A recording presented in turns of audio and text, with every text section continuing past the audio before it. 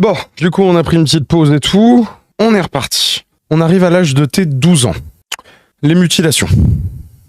Ben là, ça a commencé les autres, on va dire, tentatives de suicide où littéralement ma mère m'avait vu dans la salle de bain avec les veines littéralement dehors de mes bras. Hein.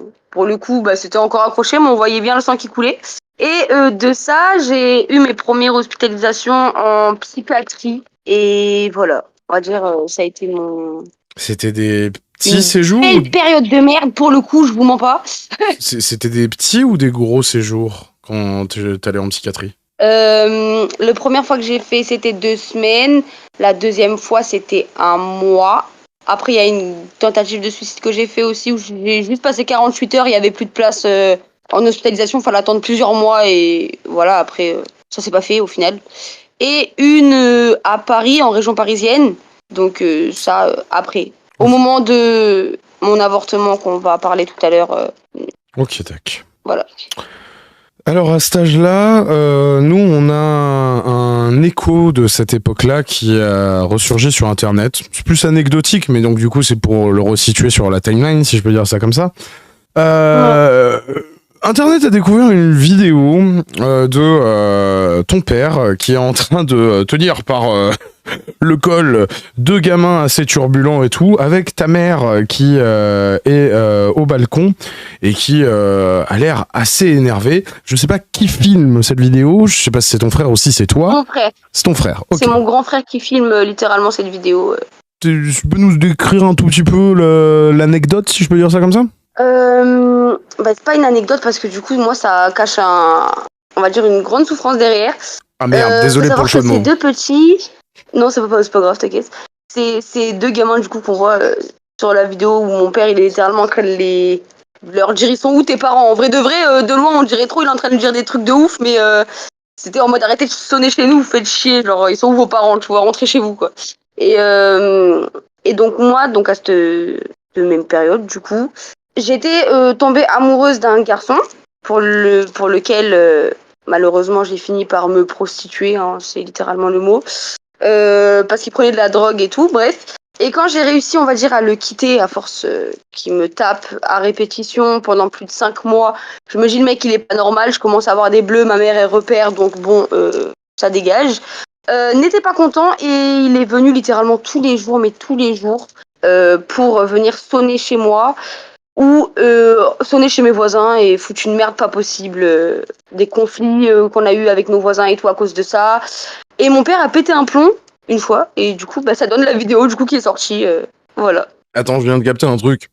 Les 2 gamins qu'on voit sur la vidéo, il y en a un des 2. C'est les petits cousins de mon ex-copain parce que fallait pas que je le quitte. Okay. Il m'a présenté à sa mère une fois, alors fallait pas que je le quitte. Ok, d'accord. Bah, j'imagine que les 2 points suivants sont liés à ce petit copain. C'est lié. J'imagine que du coup, la première fois du coup que tu fais, c'est avec lui, c'est ça?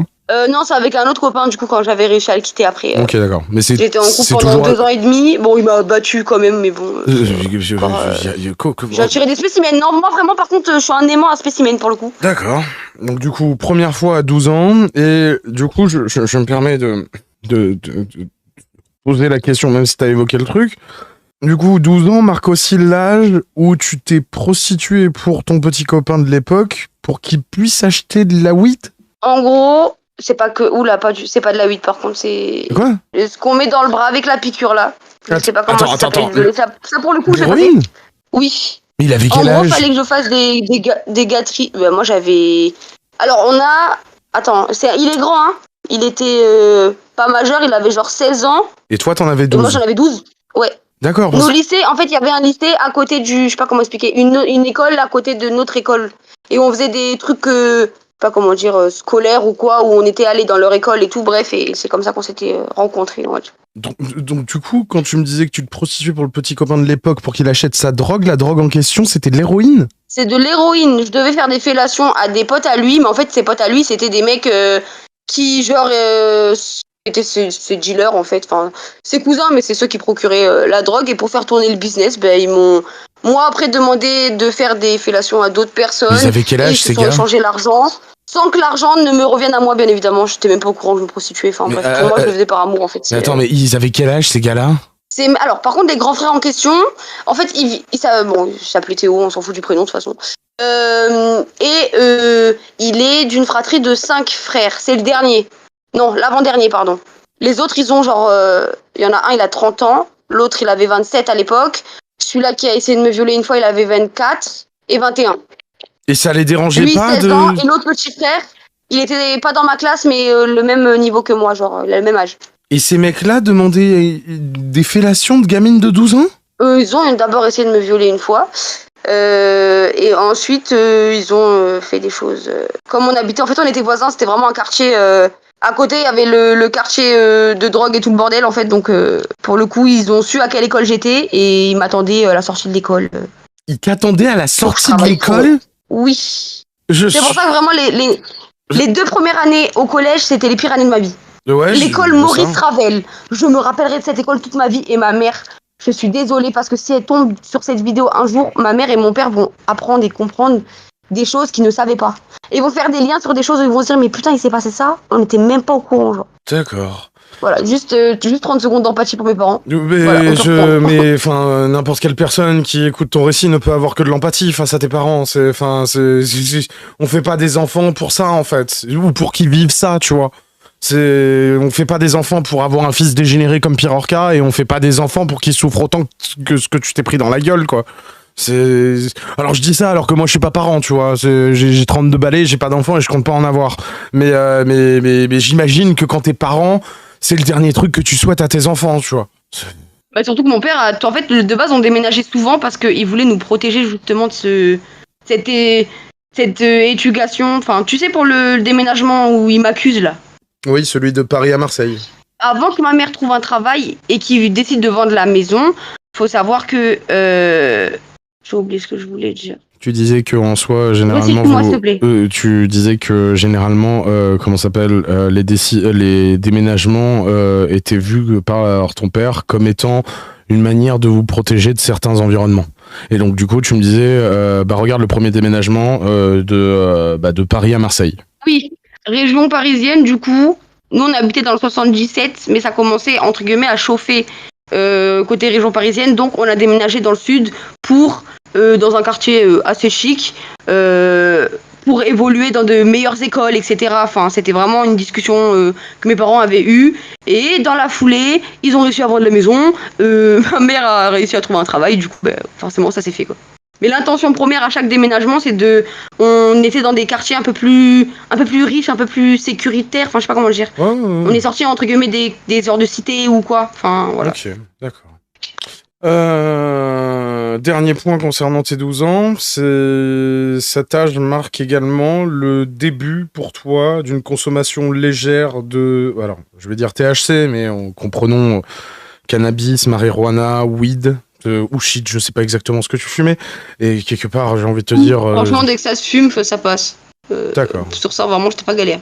Comment ça s'est passé? J'imagine que c'est l'environnement et ton ex, c'est ça, qui t'ont amené dans ce milieu-là? Mon ex-copain, du coup, avec qui j'étais pendant, donc pas le Théo, un autre, pendant 2 ans, et qui me battait, qui était dans l'armée de base, mais après, pour trafic de drogue, il est parti en prison. J'ai été là pendant ces 6 mois d'incarcération, et ça, ma mère le connaissait, ce mec-là. Je lui avais présenté, etc., et lui en avait 17, moi j'en avais du coup 13-14 à cette époque. D'accord. Et forcément, à force d'être avec des personnes qui littéralement fument constamment et tout, t'es vite tenté. D'accord. Ok. Je m'excuse, hein, je suis tente par... Il y a des détails qu'on n'avait pas évoqués en soi. Hein. Les gens vont encore penser que... c'est Chazelle, il en fait des caisses et toutes ces conneries. Mais enfin, on a fait un listing des grands axes de son témoignage. Moi, j'ai des mots-clés pour lancer les sujets. Et genre là, par exemple, l'âge des gens à qui, du coup, on te forçait de faire des fellations, je l'avais pas. C'est y compris pour la drogue en question et tout le bordel. Enfin, c'est bref. 13 ans, il y a un élément qu'on a noté. Il y a un moment où tu vas faire une tentative de suicide. Et de ce que tu m'as dit, Pirorca, lui, pendant ce temps, il est en train de tourner une vidéo et tu l'emmerdes parce que tu fais trop de bruit. Qu'est-ce que c'est que cette histoire? Ah, mais ça, vraiment, je suis choquée. Même à l'heure d'aujourd'hui, je me dis, mais à quel moment tu peux avoir autant d'audace dans ta vie, genre. J'étais, du coup, à une période vraiment très bas, pour le coup, vu tout ce que j'ai dû subir avant, je pense que vous pouvez comprendre. Et j'ai essayé de me suicider. Suicider, de quelle manière? J'essaye de prendre un gros couteau et de me l'enfoncer dans le cœur. Et vous savez, de faire comme c'est les Romains qui faisaient ça, dans les films vikings, là. Tu fais une croix en bas, tu remontes, en fait, tu t'éventres, en fait, littéralement. Et il y a mon frère qui débarque dans la chambre. Là, mais limite, faudrait que je la refasse, cette scène, c'est trop drôle. Il rentre dans la chambre et il dit, tu peux mourir en silence, là, parce que tu fais trop de bruit et j'arrive pas à tourner une vidéo. Comme, voilà, je le refais comme ça, vous comprenez bien la scène. Voilà, je n'ai pas d'autre... Là, pour le coup, il n'y a pas d'empathie, hein. Vraiment, c'est de la psychopathie pure, hein. Alors, genre, tu fais trop de bruit, meurs en silence, tu vois. Là, pour moi, on est techniquement pas sur de la psychopathie. Pour moi, on est vraiment sur de la sociopathie. Le mec n'a aucune empathie. Il est détaché. Je ne connais pas, alors je suis désolée, je suis pas psychiatre. Je ne connais pas la différence entre les deux. Alors, perso. Écoute, c'est quoi? On va demander à Google et tout. Tac. Qu'est-ce que la sociopathie? En général, les sociopathes manquent d'empathie et se comportent de manière antisociale, ayant peu ou pas de remords. L'individu atteint du trouble antisocial est souvent manipulateur. Il fait tout ce qu'il peut pour manipuler les autres, les fasciner, les déstabiliser ou les effrayer afin d'obtenir ce qu'il veut. C'est ça un sociopathe. C'est mon frère, ça, du coup. Ok. C'est pour ça que je trouvais le terme bien plus adéquat que... Après, il est psychopathe aussi, hein, y a pas de souci. Mais comme il y a vraiment un terme pour désigner l'absence totale d'empathie, c'est pour ça que j'ai sorti le terme sociopathe, quoi. Très bien. J'imagine qu'en plus de ça, toi, tu devais être dans une détresse émotionnelle, en mode en train de chialer et tout, quoi.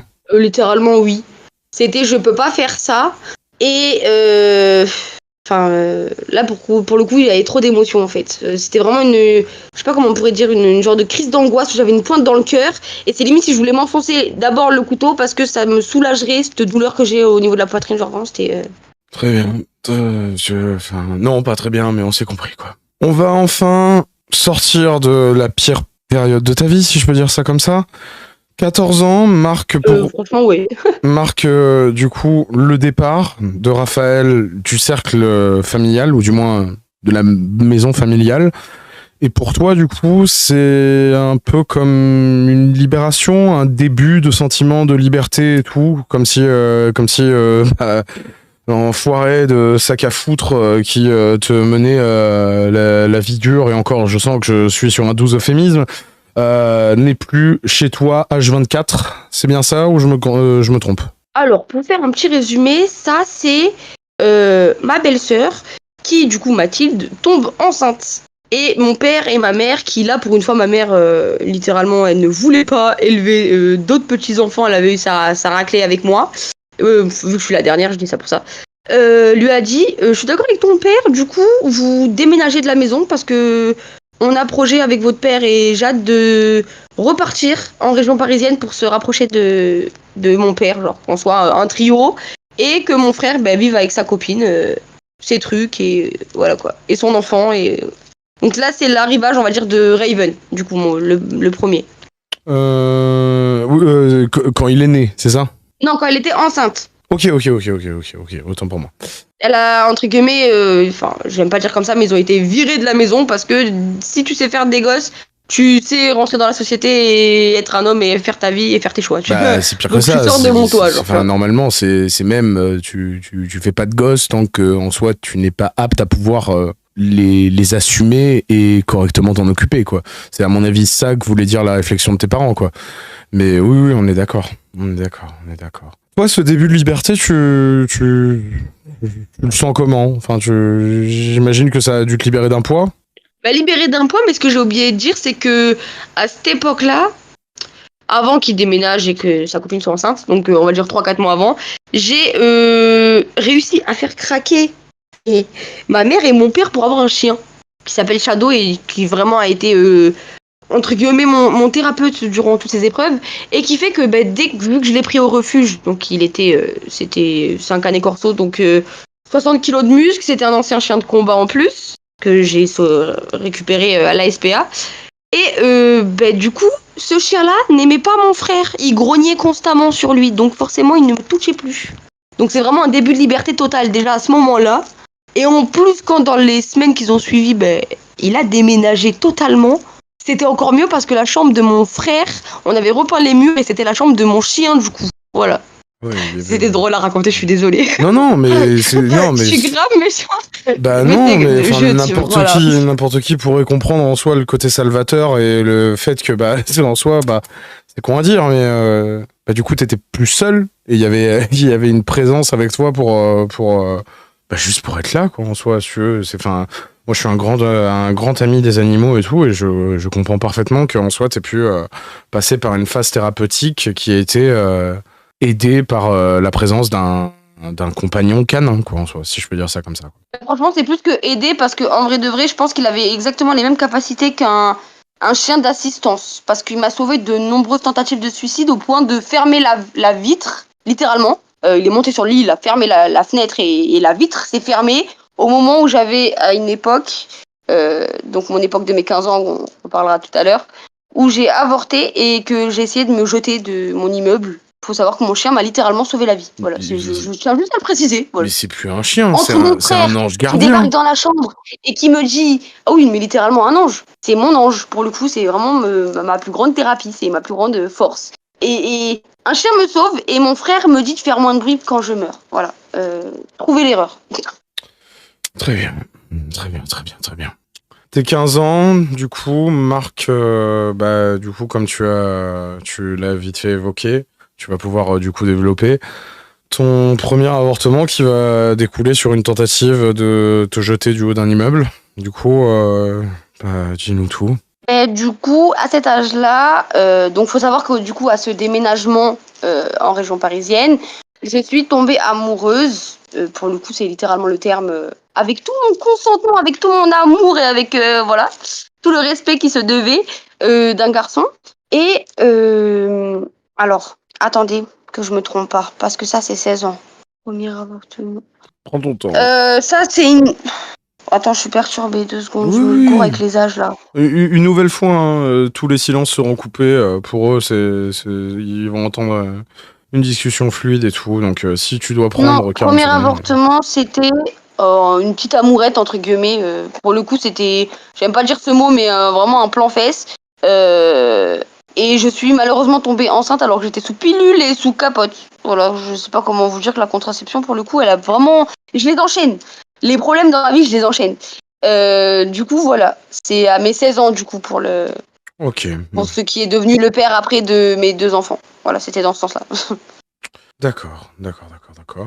Donc voilà, comment vous dire que quand on avorte à contre-cœur et qu'on vit une opération, enfin je sais pas comment vous dire, je me suis réveillée, j'étais vraiment plus la même pour le coup. Et j'ai passé une période bien... J'étais au maximum de mes tentatives de suicide à cette époque-là. Mais voilà. Heureusement que ce chien était là. On va l'appeler le gardien, du coup. Un avortement, ça marque. Hein. Généralement, on n'en sort pas indemne et on se mange un bon petit traumatisme qui nous poursuit pendant des années, quoi. Ouais, surtout parce que ma mère, de base, je voulais le garder parce que je suis pas pour l'avortement. Et ma mère m'a littéralement menacé de me foutre dehors. Et moi, éduquer mon enfant dans les foyers et tout, t'as vu, c'est pas trop mon choix de vie. Donc j'ai dit non, mais maman, elle a raison là. À contre-cœur, malheureusement. Excuse-moi, j'étais en train de boire. Je connais pas ta mère, mais je pense que du moins, alors c'est maladroit ce qu'elle t'a dit, hein, bien évidemment, mais je pense que elle voulait te protéger en toi. Je pense. Ah, elle avait raison. Mais dites-vous bien que je lui en voulais à l'époque, mais qu'à l'heure d'aujourd'hui, là, que je suis maman de 3 garçons, merveilleux garçons, et mariée, je peux vous assurer qu'à cet âge-là, mais j'étais pas prête du tout. J'étais vraiment littéralement pas prête. Ouais, bah oui, on s'en doute bien. 16 ans. Alors, je vais juste inverser le deuxième et le premier point parce que je pense qu'ils sont liés. 16 ans, malheureusement, après 2 ans de répit, c'est le retour de ton frère dans l'environnement familial. Et d'après ce que je comprends, il revient pas seul, il revient avec son fils, Raven. C'est ça?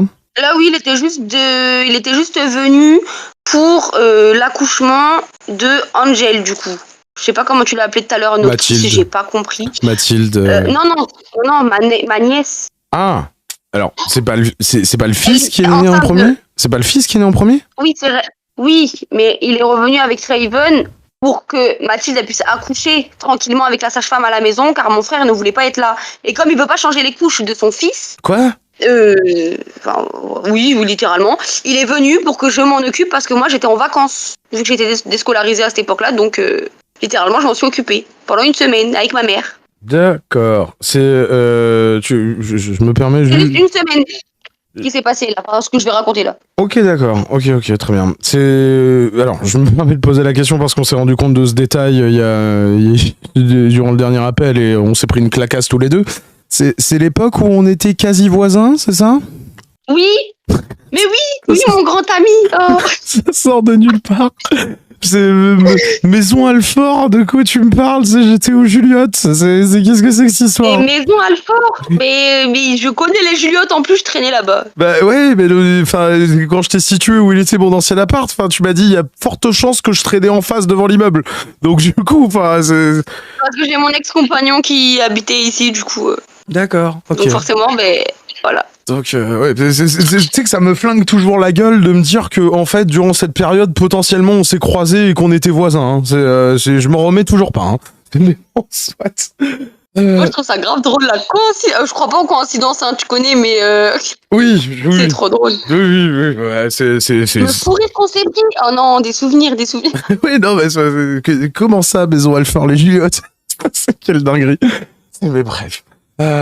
Du coup, après cette petite pause un peu, cette boutade un peu légère, si je peux dire ça comme ça, on va revenir malheureusement dans les mauvais sujets. 16 ans marque le début pour toi de la consommation de drogue dure, plus précisément de l'ecstasy, c'est ça? Ouais, la fameuse période de la gifle, les gars. Quand je vous ai dit la seule fois où mon père il a osé me remettre mon cerveau en place littéralement, c'est à l'époque où je suis tombée dans la drogue dure, dans les boîtes de nuit, l'alcool à répétition, je rentre bourrée, je suis déscolarisée, j'écoute pas mes parents et je m'occupe même plus de mon chien alors que c'est lui qui m'a sauvé la vie. Mais bon, voilà, là vraiment je suis partie dans une mauvaise influence de malade et voilà quoi. Malheureusement la drogue est suivie. D'accord. Après, vu ton vécu, vu ton passé, et vu que tu avais déjà commencé à fumer à tes 12 ans, malheureusement, t'es sur une pente qu'il est très difficile de... Bonsoir. Excusez-moi, je dis bonsoir à ma voisine. Mais t'étais sur une pente dont il était malheureusement et tristement inévitable que t'arrives à ce genre de finalité, quoi, si je peux dire ça comme ça, quoi. Dernier point concernant tes 16 ans. Et du coup, je me doute que ça a dû être quelque chose de déchirant. Le départ de ton père à l'étranger.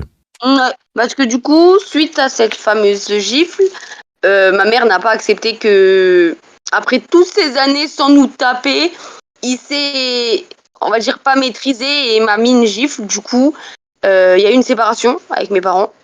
Et mon père, du coup, est parti, je sais plus si c'est vivre chez un ami ou je sais pas, je crois que c'est un ami qui l'a hébergé au départ, avant de partir à l'étranger, voilà. Ok, d'accord.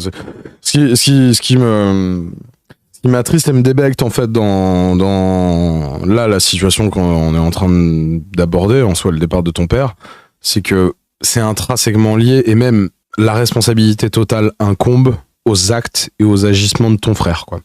Donc savoir que tes parents se sont totalement splittés, alors il faut pas lever la main sur ses enfants et tout. Moi je suis un gamin battu, donc du coup, je pense pas que l'éducation doit passer par des gifles ou quoi que ce soit, mais on va dire que c'est la seule violence physique que ton père aura jamais eu sur toi. Je dis pas qu'en soi c'est une carte en mode oh chat perché, ça compte pas. Mais disons que s'il y avait pas eu tous les abus de ton frère, t'aurais pas pris ces décisions, t'aurais peut-être été encore scolarisé, tu ne serais pas potentiellement tombé dans tous ces univers de drogue, et n'en découlerait pas ce malheureux et regrettable seul acte de violence physique de la part de ton père sur ta personne. Et donc du coup, je peux pas m'empêcher de penser que si ton frère il avait pas fait toutes ces dingueries, en fait, le couple parental de votre famille n'aurait pas connu de tels tumultes et du coup, ton père ne serait pas parti à l'étranger. Tellement bien éduqués, on demandait ce qu'on voulait. Mon père il nous ramenait toujours tout sur la table.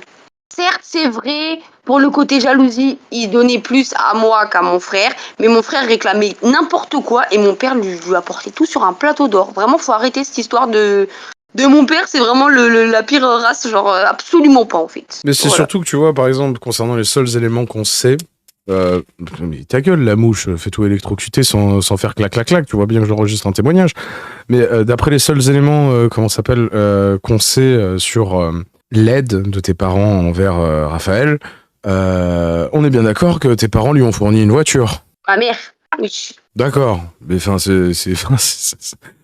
Mon père, c'était un appart. Le premier appart, c'est lui qui lui a... Non, attends, tu te fous de moi. Attends, son premier appart, c'est grâce à ton père et sa voiture, c'est grâce à ta mère et l'autre, il est en train de nous casser les couilles comme quoi il en veut... Ok, très bien. Il me rend fou, vraiment, ton frère. Hein. Ça, c'est pas possible. C'est une dinguerie. Il se rend compte qu'il y a des gens qui ont pas la chance d'avoir des parents qui sont dans une situation financière qui leur permettent de... Oh putain, cette mouche me casse les couilles. Tu arrêtes de t'électrocuter pendant que je parle, sinon les gens ils entendent clac clac clac. Tu sais quoi, je vais éteindre cette lampe de merde. Il est où le bouton là-dessus? Putain, c'est vrai. Je suis vraiment le pire professionnel de tous les temps. Hein. Le mec il enregistre un témoignage, tu veux, il est en train d'insulter une mouche. Excusez-moi. Voilà, c'est bon. Je suis mort. C'est bon, excuse-moi. C'est le témoignage le plus catastrophique de tous les temps. On entendra la mouche maintenant, plus le xixixi. Non, c'est ça, c'est bon, il y aura plus de génocide de mouches durant la suite de cet entretien. Vous n'entendrez plus de clac clac clac. Jusque là, j'essayais de couper mon micro et tout, mais quand cette connasse elle se fait griller pendant que je suis en train de parler, inévitablement les gens l'entendent. Mais donc du coup, il se rend compte que peu de familles en fait, surtout à l'heure actuelle avec l'inflation et tout le bordel, si tu veux, et la pauvreté qui est quand même sur une croissance assez exponentielle ces dernières années, il se rend compte qu'il y a peu de familles qui pourraient se permettre de payer un appartement à leur enfant et une putain de voiture. Franchement, il y a pas les mots. Vraiment, c'est... Mais mon frère, c'est que ça, hein. C'est pour ça que mon père, ça le saoulait, les crises de jalousie à répétition, mal placées alors que t'as 20 ans, enfin... Oui, parce que en plus, je rappelle, là, à ce moment-là, t'as 16 ans, ça veut dire qu'il en a 24. Mon frère, ouais. C'est une dinguerie. C'est une dinguerie, quoi. Je pense qu'on a fait le tour concernant tes 16 ans. On va passer à tes 17 ans. Le seul point qu'on a noté, c'est du coup ta première grossesse. Mon premier enfant, oui. Du coup, deuxième grossesse donc à mes 17 ans. Ah oui, et j'ai accouché à mes 18 ans. Il y a eu celle qui a mené à un avortement. Excuse-moi, oui, effectivement. Ta deuxième grossesse, mais ton premier enfant. Oui, pardon, non, c'est ma faute. En fait, moi, j'aime bien dire que j'ai eu 6 grossesses, mais que j'ai mis au monde que 3 enfants sur les 6. Parce que pour moi, je peux pas les oublier, genre, elles font partie de moi, tu vois. Oui, non, mais je comprends parfaitement. Moi, je te présente mes excuses parce que j'avais pas compté ça comme ça. Mais oui, tu as tout à fait raison. Du coup, le premier enfant que tu as gardé et du coup cette période où tu étais enceinte, excuse-moi, vas-y, reprends, je ferme ma gueule. Mais non, faut pas être méchant avec soi-même. Oh. Franchement, arrêt total de drogue, je reprends ma vie, ma mère me soutient, je suis folle amoureuse malgré le fait qu'il a su pas ses enfants, hein, j'ai été mère isolée, hein, voilà. Mais comme 6 ans d'histoire, 6 ans de fréquentation, et pendant je suis tombée enceinte de lui, ça faisait 3 ans et demi, 4 ans qu'on était ensemble. Et voilà, ma mère qui me soutient, donc nouvelle vie, on va dire, mon début de maman. Et voilà. Ok. Je me permets de poser une question qui peut peut-être être indiscrète, donc tu as le droit de me dire non ta gueule. Ça va, la gestation s'est bien passée? Oui, la grossesse, pas de soucis. Alors, il y a eu un problème, on va dire, l'accouchement. Du coup, enchaînons. 11 heures en réanimation. Et mon fils, problème de poumon branché, néonate. On va dire, premier accouchement traumatisant. Hémorragie, j'ai perdu 2 litres de sang. Et on a mis des heures avant de me réanimer. Vraiment, j'étais. D'accord. Et alors, du coup, la transition vers tes 18 ans s'est fait naturellement là dans notre entretien. Mais du coup, je précise pour les personnes qui nous écoutent, l'accouchement de ton premier enfant, tu l'as à tes 18 ans du coup. Tu vas rapidement tomber enceinte du second, si je dis pas de bêtises, 3 mois après, c'est ça? 2 mois et demi après, oui. Toujours avec le même père, si c'est pas indiscret? Ouais, le même papa. Ok. Il est venu voir son premier et ça a dérapé, et voilà. Ok, d'accord. Tes 18 ans, c'est aussi le moment où il commence à y avoir les affaires de ton frère qui commencent à faire du bruit sur les internets et tout. Tes 18 ans, du coup, c'est pas juste l'accouchement du premier et ta deuxième grossesse, c'est aussi les premières auditions que tu vas avoir le droit de la part des forces de l'ordre suite aux perquisitions qui ont eu lieu au domicile de ton frère. Exactement. C'est exactement à cette période-là. Qu'est-ce que tu vas découvrir à ce moment-là? Entre guillemets du dossier gamine, forcément la gendarmerie allait appeler ma mère pour savoir pour connaître le côté familial, on va dire, dans quel environnement il a grandi, etc. Et du coup, j'ai pris les devants parce que j'ai eu ma deuxième grossesse qui s'est très mal passée. J'ai été alitée, je suis retombée dans la drogue. Du rechute total, vraiment. Et mon fils, en plus, avait des problèmes cardiaques, mon deuxième, donc celui-là que je portais.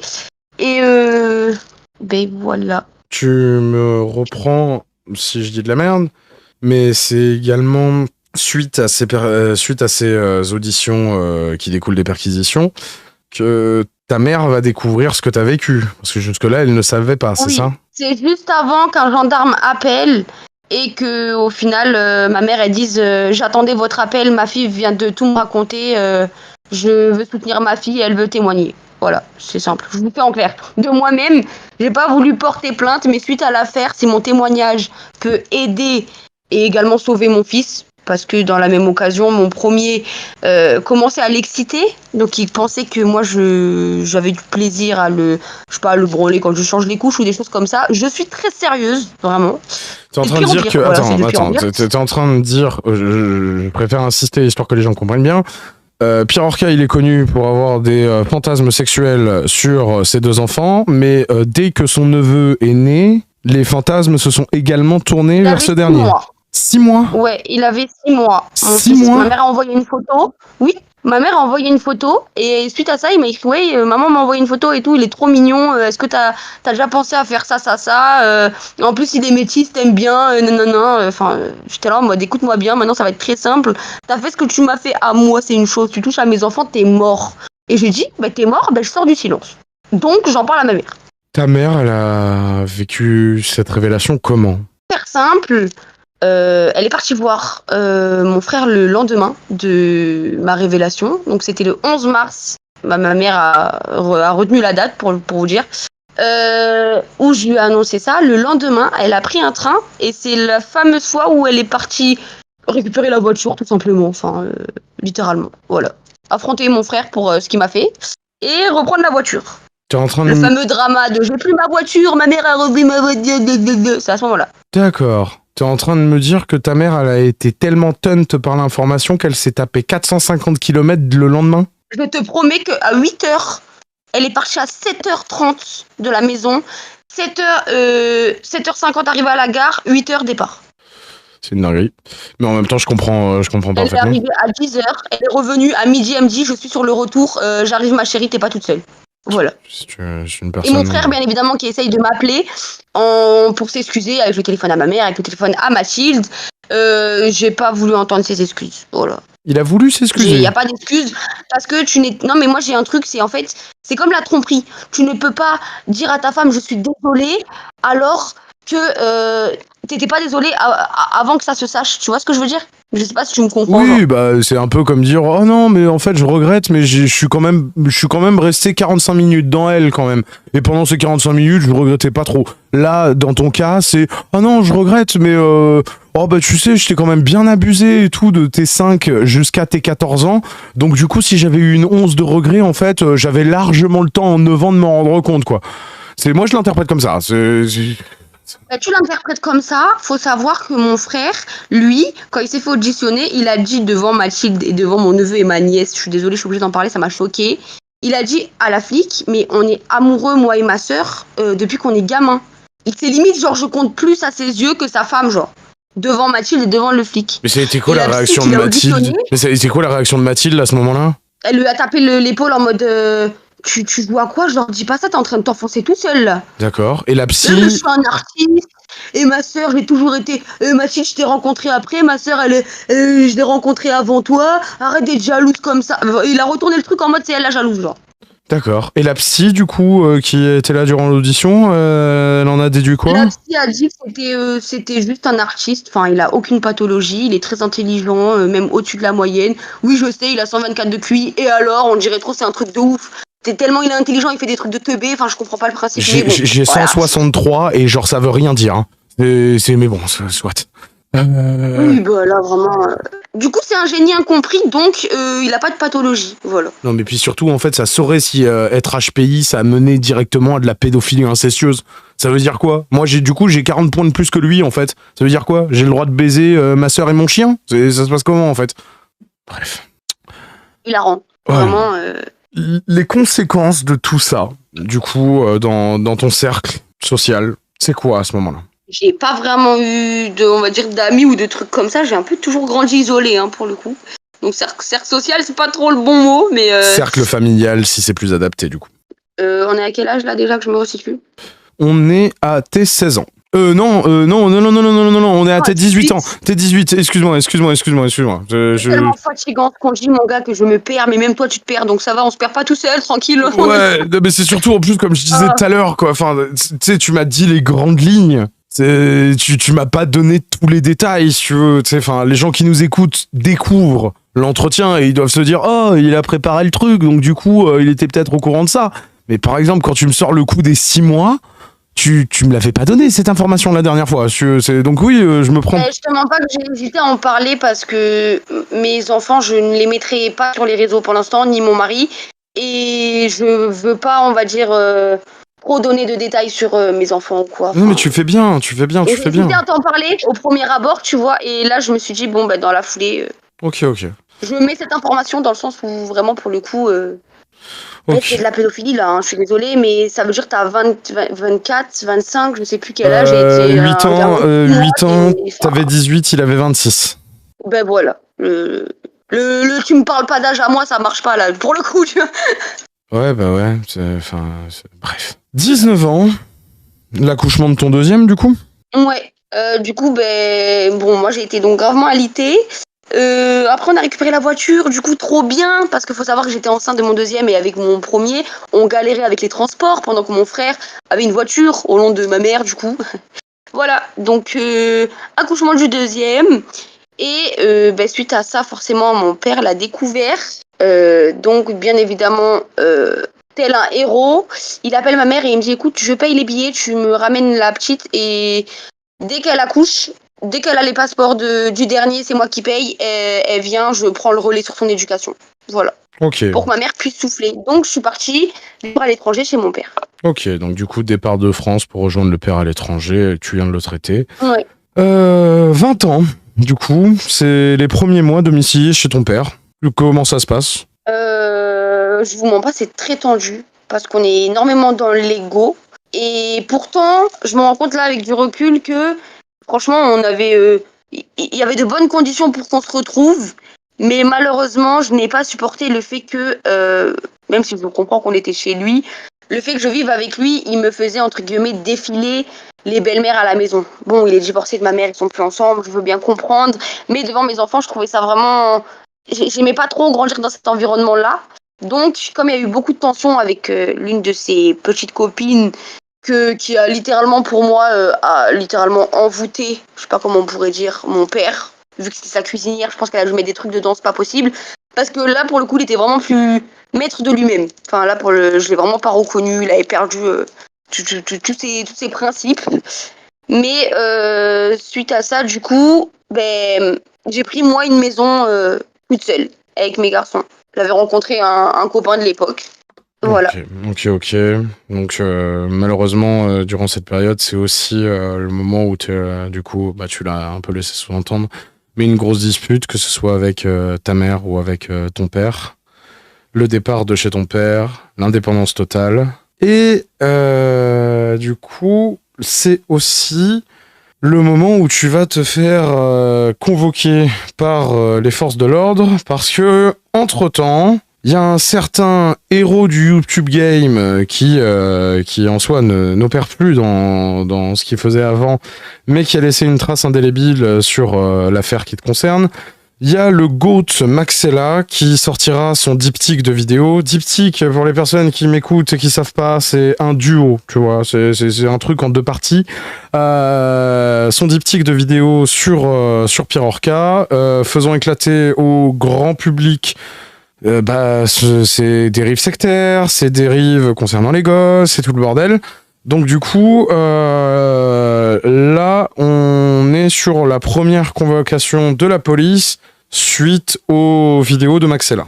Je me doute que du coup, là, à partir de là, il va falloir prendre d'énormes pincettes pour justement ne pas mettre en danger quoi que ce soit. Tu as le droit de confirmer ce que je viens de dire, mais évite d'aller dans les détails. Franchement, je vais juste confirmer ce que tu as dit et je vais pas m'étaler plus parce que je n'ai pas envie de... Bien sûr. C'est préférable, soyons honnêtes. Hein. Le but de... Ouais, franchement, ouais. Je pense sur ça, j'ai pas du tout envie de me griller ou quoi. Oui.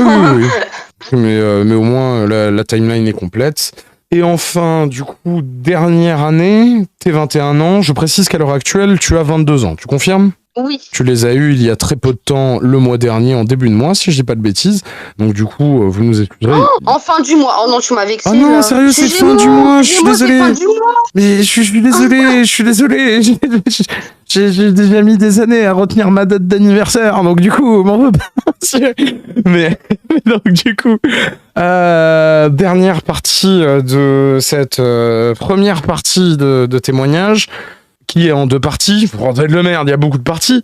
T'es 21 ans, du coup, le mariage avec ton compagnon actuel, enfin, ton mari, en fait, je sais pas pourquoi je dis compagnon. Mon mari, oui. Ça va, c'est bien passé ?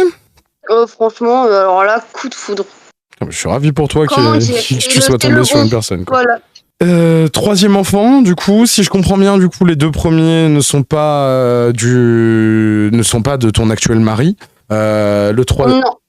Non, pas le même. Les 2 premiers ont le même géniteur, mais le dernier, c'est avec mon mari actuel. Ok. Donc du coup, 3e enfant, mais cette fois le premier avec ton mari actuel.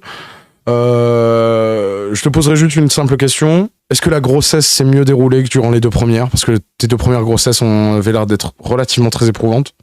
Franchement, très compliqué pour le coup. Ok, je suis désolé. Ouais, très compliqué parce que je faisais des allers-retours en fait pour entre guillemets rester en France et d'un autre côté, enfin je faisais des allers-retours chez ma mère et enfin c'est vraiment ok, d'accord. épuisant. Et l'accouchement, enfin la grossesse du coup, après j'ai quitté entre guillemets réellement la France. Et là, je suis actuellement résidente, là où je suis. Dis pas le pays, il y a suffisamment de tarés et tout. Non, je dis pas le pays. Mais t'es malade ou quoi ? Je suis en Afrique, bonhomme, où je dis pas. Vraiment, vous démerdez, genre. Là, sache qu'il y a deux, trois personnes qui vont faire « Oh mon Dieu, elle a fait un accent et tout, hein, c'est pas bien et tout. » Mais bon, bref, on s'en fout. Alors, mes 2 premiers, guadeloupéens, martiniquais, guinéens, mon dernier, du coup, je vous dirai pas. Ouais. Mais ça mérite l'accent, voilà. Oui, ça va être très compliqué de te taxer de racisme juste pour un petit accent que tu as repris. Et enfin... Ça énerve mon mari, je peux le savoir, mais je trouve ça trop drôle. Désolé.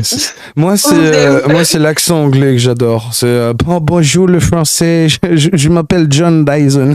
J'adore le croissant et le baguette et tout. J'adore le jambon beurre. Je comprends pas, c'est un scam, cette arnaque et tout. C'est le seul sandwich du monde où tout le monde est satisfait qu'il n'y a rien dedans. mettez une tranche de gouda ou un tout petit peu de cornichon, on sait pas, tu vois. Mais arrêtez de mettre juste le jambon et le beurre. On sent que l'inflation a pris votre pays de retour. Bref, je vais arrêter parce qu'en soi, c'est pas l'endroit ni le moment de faire ça. Mais bref. Oh, merci pour ce fou rire. Oh non, c'est trop drôle. Oh non, faut rigoler dans la vie. Ouais, j'essaie de dramatiser un tout petit peu. Franchement, j'ai guéri. À l'heure d'aujourd'hui, y a pas de souci. Genre, je préfère en rigoler. Enfin, je sais même pas si le dernier point, il faudrait qu'on l'aborde. Est-ce que tu peux regarder le dernier point et dis-moi si on l'aborde ou pas? Parce que c'est pareil. Le seul... Si on l'aborde, potentiellement, on peut se foutre dans la merde. Donc du coup, à toi de voir. Non, tout ce que je peux dire, c'est que comme ça faisait des années qu'il n'y avait pas eu de suite, enfin pas de suite, j'aime pas dire ça comme ça, que j'avais plus de nouvelles et que j'ai quitté le territoire français en fait, suite à du coup mon changement d'adresse, ils m'ont demandé si ma plainte tenait toujours. Donc j'ai dû rédiger tout simplement par écrit, enfin tout simplement non, ça m'a pris 3 mois, tellement j'avais du mal à l'écrire, mais bref. J'ai dû du coup tout raconter, tout réécrire encore de nouveau et tout envoyer tout simplement pour confirmer, signer, dater, etc. Voilà, tout ce que je peux dire, on va dire. Voilà. Ok. Je pense qu'on a fait le tour de cette première partie de témoignage. Pour ceux qui nous écoutent, en fait, lors de la discussion qu'on a eue avec Jade, on s'est rendu compte que si on voulait vraiment tout traiter, il fallait qu'on split ça de manière, ordonnée. Et donc du coup, la première partie du témoignage, que vous avez entendu en 2 parties, bien évidemment, parce qu'en soi, toujours les imprévus, hein, bien évidemment, se concentrer sur l'histoire de Jade ainsi que le parcours de sa famille. Est-ce que tu peux confirmer sur le fait qu'en soi, il y a encore 1 milliard de trucs à dire et que là, en soi, c'est limite juste une intro, quoi? Là, vraiment, je suis désolée, mais ça va peut-être être un long résumé, mais du coup, c'est un résumé pour le coup. Ouais, voilà. Du coup, je pense qu'on peut marquer la fin de ce premier entretien. J'aimerais te remercier pour déjà, en soi, d'avoir le courage de témoigner et la force de nous raconter tout cela. Je pense que ton témoignage est primordial en termes de libération de parole. Alors pour toi, c'est à toi de me le dire. Mais un truc qui est sûr, c'est que ce genre de témoignage, généralement, aide beaucoup des personnes qui sont dans le même cas que toi et qui se disent je dois être la seule personne à vivre ça, donc du coup j'ose pas en parler et tout. Et mine de rien, je sais que porter un témoignage aide indirectement à libérer d'autres paroles. Donc du coup, au nom de toutes les personnes qui vont trouver et puiser la force en eux de pouvoir juste parler de ce qu'elles ont vécu et tout, je voudrais te remercier. Et du coup, je suis admiratif du courage que t'as pour de nous raconter tout ce que t'as vécu, parce que franchement, je vais être honnête avec toi, hein, c'est à l'heure actuelle le témoignage le plus violent que j'ai jamais enregistré sur cette chaîne. Ou diffusé, ça dépend quand est-ce que en soit vous regardez ce fichier vidéo, mais c'est juste là, on est en train de l'enregistrer, donc du coup pour moi je l'enregistre. Donc du coup voilà, j'espère pour toi que c'était pas une épreuve trop difficile et qu'en soi, tu n'es pas dans un état j'ai pas le mot, mais à mon avis tu m'as compris. Et j'espère que ça t'aura fait un minimum du bien de nous raconter tout cela. Non, franchement, moi, comme j'ai dit, j'ai vraiment guéri pour le coup. Je suis vraiment tombée, on va dire, j'ai été bien entourée, surtout depuis mes 21 ans. Et mon mari m'a littéralement aidé à guérir, hein, pour le coup. Il m'a rendu ma dignité. Il y a même pas les mots en fait. Vraiment, il est arrivé dans ma vie, c'est je te remets ta couronne, je te rends ta dignité et on fait notre vie ensemble. Voilà. Donc vraiment, j'ai plus aucun souci, on va dire, à assumer cette partie de ma vie, de mon histoire. Je tiens aussi à te remercier parce que du coup, comme je t'ai dit en off, t'es vraiment mon porte-parole pour le coup. Je te vois vraiment comme ça. C'est gentil. C'est vraiment beaucoup de soutien pour moi et du coup, t'as mes remerciements aussi. Voilà. Écoute, merci Dame Jadou. Écoute, pour les personnes qui nous écoutent, je te dis à la prochaine pour la suite de ton témoignage. Et puis voilà. Est-ce que tu aurais un message pour conclure ce témoignage à faire passer aux personnes qui nous écoutent? par rapport à tout ce qu'on vient de Un dire. message. Je rejoins ce que tu as dit. Vraiment, vous n'êtes pas seul du tout. Il y a mais tellement, depuis que je suis venue sur le serveur Vorkan, mais tellement de personnes qui vivent des horreurs. Vous n'êtes pas seul, vraiment. Et si vous avez besoin de quoi que ce soit, venez en privé me parler ou quoi que ce soit. Moi, je suis une écoute sans jugement, vraiment. Et voilà, c'est tout. Essayez de guérir de vos traumatismes. On a tous des vécus durs les uns des autres. Moi, on va dire c'est vraiment un carnage pour le coup. Mais on se relève toujours. Et il faut s'aimer soi-même. Beaucoup d'amour envers soi, beaucoup de compassion. Et voilà, faut avancer dans la vie. Je me permets de rajouter On un reste tout dernier... forte, entre guillemets. C'est le message que j'ai à dire. Bah écoute, c'est un merveilleux message de fin. Je me permets juste de rajouter un tout dernier truc. Tu viens de donner l'autorisation aux personnes qui voudraient te parler en MP de venir vers toi. Je me permets de dire un truc qui me concerne juste moi. Le premier qui va la faire chier, le premier qui va, je sais pas, l'harceler, la doxer ou quoi que ce soit, aura affaire à moi. Amusez-vous à faire ça, vous allez me prendre dans la gueule en fait. Et demandez à son frère si en soi c'est une bonne idée de se mettre le raton à dos. Voilà, on va finir là-dessus. Au moins, on calmera un tout petit peu 2-3 connards qui seraient tentés de se dire, eh ben, elle a dit d'aller dans CMP et tout, très bien. La différence de voix, certains connards. Ah ouais, non. Vous commencez à faire chier cette mère de famille qui a vécu un vécu abominable. Je vous promets sur la tête de ma race, bande d'enculés, que vous allez vous bouffer ma gueule sur le coin du museau. Bref, je pense qu'on peut terminer. Allez, au revoir Jade, du coup. Bye bye.